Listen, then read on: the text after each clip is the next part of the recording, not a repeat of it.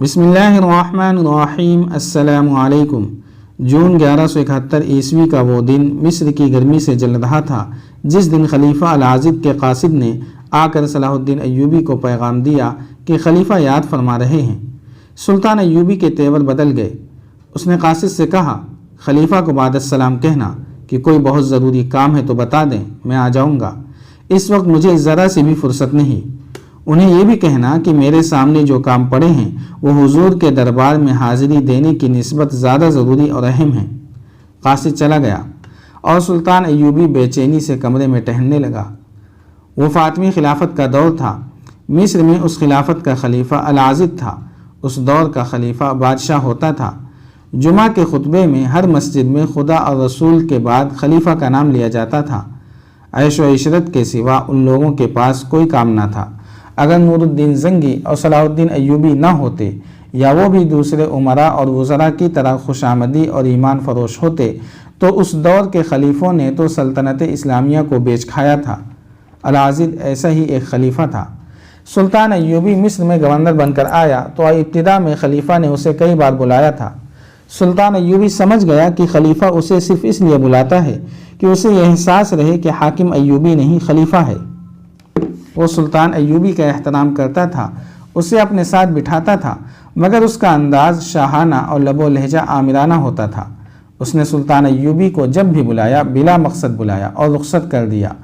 صلیبیوں کو بحیرہ روم میں شکست دے کر اور سوڈانی فوج کی بغاوت کو ختم کر کے صلاح الدین ایوبی نے خلیفہ کو ٹالنا شروع کر دیا تھا۔ اس نے خلیفہ کے محل میں جو شان و شوکت دیکھی تھی اس نے اس کے سینے میں آگ لگا رکھی تھی۔ محل میں زر و جواہرات کا یہ عالم تھا کہ کھانے پینے کے برتن سونے کے تھے، شراب کی سراہی اور پیالوں میں ہیرے جڑے ہوئے تھے۔ حرم لڑکیوں سے بھرا پڑا تھا۔ ان میں عربی، مصری، مراکشی، سوڈانی اور ترک لڑکیوں کے ساتھ ساتھ عیسائی اور یہودی لڑکیاں بھی تھیں۔ یہ اس قوم کا خلیفہ تھا جسے ساری دنیا میں اللہ کا پیغام پھیلانا تھا اور جسے دنیا کفر کی مہیب جنگی قوت کا سامنا تھا۔ سلطان ایوبی کو خلیفہ کی کچھ اور باتیں بھی کھائے جا رہی تھیں۔ ایک یہ کہ خلیفہ کا ذاتی حفاظتی دستہ سوڈانی حبشیوں اور قبائلیوں کا تھا جن کی وفاداری مشکوک تھی۔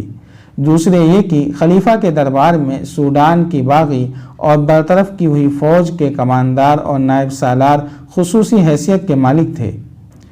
صلاح الدین ایوبی کی ہدایت پر علی بن سفیان نے قصر خلافت میں نوکروں اور اندر کے دیگر کام کرنے والوں کے بھیس میں اپنے جاسوس بھیج دیے تھے۔ خلیفہ کے حرم کی 2 عورتوں کو بھی اعتماد میں لے کر جاسوسی کے فرائض سونپے گئے تھے۔ ان جاسوسوں کی اطلاعوں کے مطابق خلیفہ سوڈانی کمانداروں کے زیر اثر تھا۔ وہ 60-65 سال کی عمر کا بوڑھا تھا لیکن خوبصورت عورتوں کی محفل میں خوش رہتا تھا۔ اس کی اسی کمزوری سے صلاح الدین ایوبی کے مخالفین فائدہ اٹھا رہے تھے۔ 1171 عیسوی کے دوسرے تیسرے مہینے میں خلیفہ کے حرم میں ایک جوان اور غیر معمولی طور پر حسین لڑکی کا اضافہ ہوا تھا۔ حرم کی جاسوس عورتوں نے علی بن سفیان کو بتایا تھا کہ 3-4 آدمی آئے تھے جو عربی لباس میں تھے۔ وہ اس لڑکی کو لائے تھے۔ ان کے پاس بہت سے تحفے بھی تھے۔ لڑکی بھی تحفے کے طور پر آئی تھی۔ اس کا نام عرارہ بتایا گیا تھا۔ اس میں خوبی یہ تھی کہ خلیفہ العاضد پر اس نے جادو سا کر دیا تھا۔ بہت ہی چالاک اور ہوشیار لڑکی تھی۔ سلطان ایوبی کو قصر خلافت کی ان تمام خرافات کا علم تھا مگر حکومت پر اس کی گرفت ابھی اتنی مضبوط نہیں ہوئی تھی کہ وہ خلیفہ کے خلاف کوئی کارروائی کر سکتا۔ اس سے پہلے کہ گورنر اور امیر خلیفہ کے آگے جھکے رہتے تھے، اسی لیے مصر بغاوتوں کی سرزمین بن گیا تھا۔ وہاں اسلامی خلافت تو تھی مگر اسلام کا پرچم سرنگوں ہوتا جا رہا تھا۔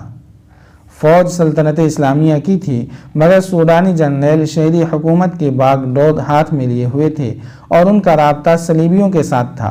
انہی کی بدولت قاہرہ اور اسکندریہ میں عیسائی کنبے آباد ہونے لگے تھے۔ ان میں جاسوس بھی تھے۔ صلاح الدین ایوبی نے سوڈانی فوج کو تو ٹھکانے لگا دیا تھا لیکن ابھی چند ایک سوڈانی جنرل موجود تھے جو کسی بھی وقت خطرہ بن کر ابھر سکتے تھے۔ انہوں نے قصر خلافت میں اثر و رسوخ پیدا کر رکھا تھا۔ سلطان ایوبی خلافت کی تعیش پرست گدی کو اس ڈر سے نہیں چھیڑنا چاہتا تھا کہ خلافت کے متعلق کچھ لوگ جذباتی تھے اور کچھ حامی تھے۔ ان میں خوشامدیوں کے ٹولے کی اکثریت تھی۔ اس اکثریت میں وہ اعلیٰ حکام بھی تھے جو مصر کی عمارت کی توقع لگائے بیٹھے تھے، مگر یہ حیثیت صلاح الدین ایوبی کو مل گئی تھی۔ سلطان ایوبی ان حالات میں جہاں ملک جاسوسوں اور غداروں سے بھرا پڑا تھا اور صلیبیوں کے جوابی حملے کا خطرہ بھی تھا، ان اعلیٰ اور ادنا حکام کو اپنا دشمن نہیں بنانا چاہتا تھا جو خلافت کے پروردہ تھے۔ مگر جون 1171 عیسوی کے ایک روز جب خلیفہ نے اسے بلایا تو اس نے اسے صاف انکار کر دیا۔ اس نے دربان سے کہا، علی بن سفیان، بہاؤالدین شداد، عیسیٰ الحکاری فقیہ اور الناصر کو میرے پاس جلدی بھیج دو۔ یہ چاروں سلطان ایوبی کے خصوصی مشیر اور معتمد تھے۔ سلطان ایوبی نے انہیں کہا، ابھی خلیفہ کا قاصد مجھے بلانے آیا تھا، میں نے جانے سے انکار کر دیا ہے۔ میں نے آپ کو یہ بتانے اور رائے لینے کے لیے بلایا ہے کہ میں جمعہ کے خطبے سے خلیفہ کا نام نکلوا رہا ہوں۔ یہ اقدام ابھی قبل از وقت ہوگا۔ شداد نے کہا، خلیفہ کو لوگ پیغمبر سمجھتے ہیں، رائے عامہ ہمارے خلاف ہو جائے گی۔ ابھی تو لوگ اسے پیغمبر سمجھتے ہیں۔ سلطان ایوبی نے کہا، تھوڑے ہی عرصہ بعد وہ اسے خدا سمجھنے لگیں گے۔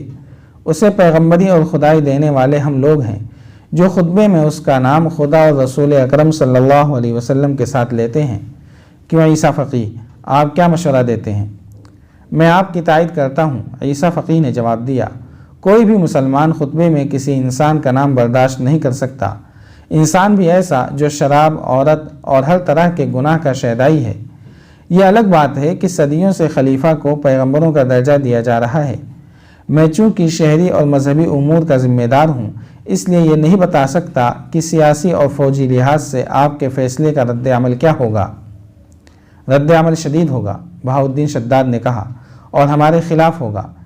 اس کے باوجود میں یہی مشورہ دوں گا کہ یہ بدعت ختم ہونی چاہیے، یا خلیفہ کو پکا مسلمان بنا کر لوگوں کے سامنے لایا جائے، جو مجھے ممکن نظر نہیں آتا۔ رائے عامہ کو مجھ سے بہتر اور کون جان سکتا ہے؟ علی بن سفیان نے کہا، جو جاسوسی اور سراغ رسانی کے شعبے کا سربراہ تھا۔ اس نے ملک کے اندر جاسوسوں اور مخبروں کا جال بچھا رکھا تھا۔ اس نے کہا، عام لوگوں نے خلیفہ کی کبھی صورت نہیں دیکھی، وہ العازد کے نام سے نہیں، صلاح الدین ایوبی کے نام سے واقف ہیں۔ میرے محکمے کی مصدقہ اطلاعات نے مجھے یقین دلایا ہے کہ آپ کے 2 سالہ دور عمارت میں لوگوں کی ایسی ضروریات پوری ہو گئی ہیں جن کے متعلق انہوں نے کبھی سوچا بھی نہ تھا۔ شہروں میں ایسے ہسپتال نہیں تھے جہاں مریضوں کو داخل کر کے علاج کیا جا سکتا، لوگ معمولی بیماریوں سے مر جاتے تھے۔ اب سرکاری مکتب کھول دیے گئے ہیں، درسگاہیں بھی کھولی گئی ہیں، تاجروں اور دکانداروں کی لوٹ کھسوٹ ختم ہو گئی ہے، جرائم بھی کم ہو گئے ہیں، اور اب لوگ اپنی مشکلات اور فریادیں آپ تک براہ راست پہنچا سکتے ہیں۔ آپ کے یہاں آنے سے پہلے لوگ سرکاری اہلکاروں اور فوجیوں سے خوف زدہ رہتے تھے۔ آپ نے ان کے حقوق بتا دیے ہیں اور وہ اپنے آپ کو ملک و ملت کا حصہ سمجھنے لگے ہیں۔ خلافت سے انہیں بے انصافی اور بے رحمی کے سوا کچھ نہیں ملا۔ آپ نے انہیں عدل و انصاف اور وقار دیا ہے۔ میں وثوق سے کہہ سکتا ہوں کہ قوم خلافت کے بجائے امارت کے فیصلے کو قبول کرے گی۔ میں نے قوم کو عدل و انصاف اور وقار دیا ہے یا نہیں؟ سلطان ایوبی نے کہا، میں نے قوم کے حقوق اسے دیے ہیں یا نہیں، میں نہیں جانتا۔ میں قوم کو ایک انتہائی بیہودہ روایت نہیں دینا چاہتا، میں قوم کو شرک اور کفر نہیں دینا چاہتا۔ ضروری ہو گیا ہے کہ اس روایت کو توڑ کر ماضی کے کوڑے کرکٹ میں پھینک دیا جائے جو مذہب کا حصہ بن گئی ہے۔ جاری ہے۔ اگر آپ کو یہ قسط وار سلسلہ پسند آ رہا ہے تو لائک، شیئر اور کمنٹ کے ذریعے ہماری حوصلہ افزائی کریں۔ جزاک اللہ خیرا۔